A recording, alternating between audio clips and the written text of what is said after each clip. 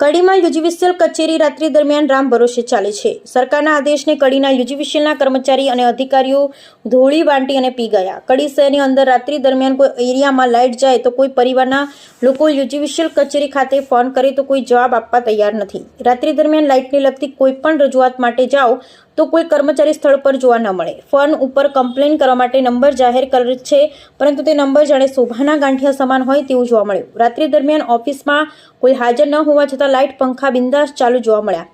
UGVCL એક બાજુ વીજળી બચાવવા માટે અનેક જાહેરાત કરતા હોય છે, પરંતુ તેમના જ કર્મચારી નિયમો માળીએ મૂકી દીધા હોય તેવું જોવા મળ્યું।